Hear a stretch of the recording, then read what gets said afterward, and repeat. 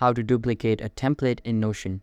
Hey guys, in today's video, I'm going to show you how to duplicate a template in Notion so you can streamline your workflow and stay super organized.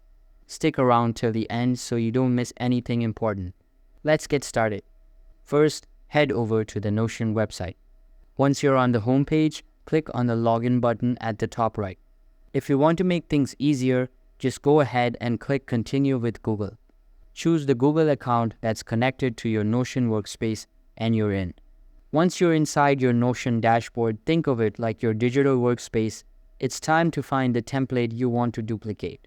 Scroll to the page or template you've already set up and hover over it. You'll see a 6-dot icon appear next to it. That little icon is where the magic happens.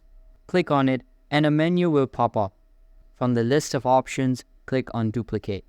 And just like that, Notion creates an exact copy of your template, same layout, same content, everything. Now you can tweak it however you like without messing up the original. That's it.